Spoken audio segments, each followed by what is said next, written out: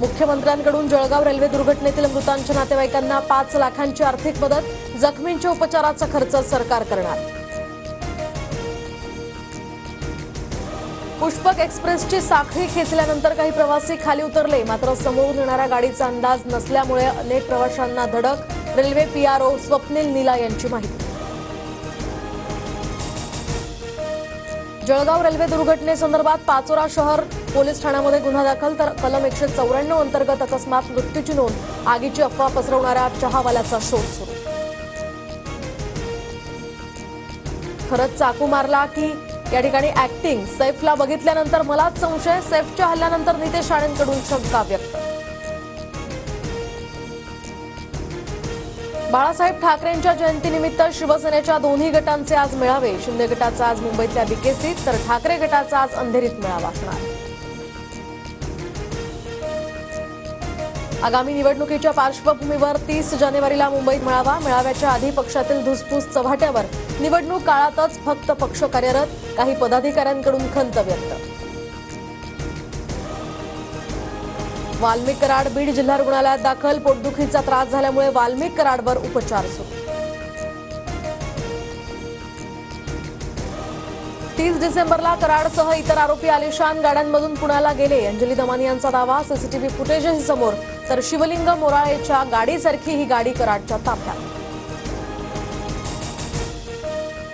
दावोसमधील world economic फोरममध्ये इतिहास घडला. मुख्यमंत्री फडणवीसांकडून महाराष्ट्रासाठी आतापर्यंतचे सर्वाधिक 54 सामंजस्याचे करार, तर 15,70,000 कोटींची गुंतवणूक. राज्यात 15,95,000 रोजगार निर्मिती होणार. दावोसमध्ये आधी झालेल्या करारांची अंमलबजावणी किती झाली? उद्योगमंत्री उदय सामंतांकडे चौकशी करावी. दावोसमधील सर्वाधिक करारांवरून दानवेंचा सरकारवर निशाणा. दावोसमध्ये जाऊन ठाकरे गटाला झटका बसणार अशी उद्योगमंत्र्यांची वक्तव्य. पण जेवढे आमदार खासदार घेऊन जायचे तेवढे घेऊन जा, उरलेले आम्ही आमचा किल्ला राखू. किशोरी पेडणेकरांची सामंतांवर टीका. वसंतदादा शुगर इन्स्टिट्यूटच्या कार्यक्रमामध्ये शरद पवार आणि अजित पवारांची शेजारी खुर्ची. पवारांच्या एका बाजूला अजित पवार, तर दुसऱ्या बाजूला वळसे पाटलांसाठी आसन व्यवस्था. हिंदू हृदय सम्राट बाळासाहेब ठाकरेंच्या जयंतीनिमित्त उद्धव ठाकरेंकडून अभिवादन, तर उद्धव ठाकरेंकडून कुलाबा इथल्या बाळासाहेबांच्या पुतळ्याला अभिवादन. स्वतःला हिंदुत्ववादी म्हणणाऱ्या सरकारनं सन्मान म्हणून बाळासाहेबांना भारतरत्न द्यावा. ठाकरे गटाच्या अरविंद सावंतांकडून बाळासाहेबांना भारतरत्न देण्याची मागणी. नालासोपाऱ्यातील 41 अनधिकृत इमारतींवर आज हातोडा, तर वादग्रस्त डम्पिंग आणि मलनिस्सारण प्रकल्पाच्या जागेवरच्या 7 इमारती आधीच जमीनदोस्त. ई पीक पाहणी बंधनकारक होण्याची शक्यता. घोटाळा थांबवण्यासाठी ई पीक पाहणी बंधनकारक करा, राज्य समितीची शिफारस. सोनं सध्या नव्या उच्चांकावर. दरामध्ये 1,300 रुपयांची वाढ. सोनं 80,600 रुपये प्रति तोळा. 36 गावांचा पाणी पुरवठा आठवड्याभरापासून बंद. नळ पाणी पुरवठा योजनेच्या आता पाईपलाईनला गळती लागल्यामुळे दुरुस्तीचं काम सुरू. 4 दिवसांनंतर कामाला सुरुवात.